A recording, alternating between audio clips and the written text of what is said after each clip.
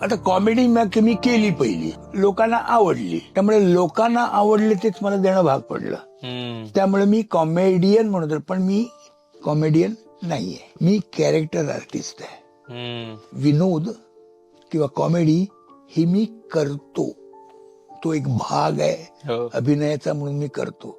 तो सक्सेसफुल झाला ही गोष्ट वेगळी. मला असा उभा केला तर मी कॉमेडी दिसणार नाही, मी विलन दिसेन. मला कॉमेडी करावी लागते. पण नंतर मग त्याच्यावर मी बरंच तरी ट्राय केलं की काही वेगळं देता येईल का म्हणून. मी संसारामध्ये मी बाप हिचा सावकार केला होता. गड पैसा केलाय गुळाबिळाचा थोरल्या भावानं, प्रसादानं त्याच्याजवळ मागा की.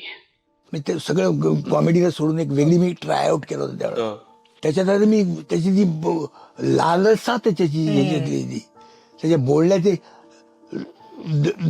दमेकऱ्यासारखं बोलणं आणि नजर ह्याच्यावर काय कॅरी केला होता संबंध.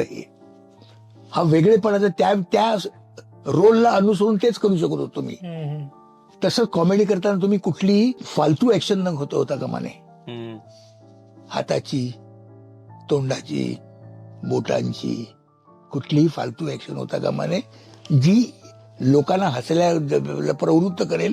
त्यामुळे तुम्ही मुळात काय केलं विसरून जाते. कॉमेडी ह्याच्या हातावर पायावर केली किंवा डबल मिनिंग केलेलं कुणी असेल कठीण आहे ते. पण विसंगतीवरती हसवणं विसंगती जेव्हा तुम्ही शोधून काढतात ना, तेव्हा ते लोकांना मनापासून हसायला येतं.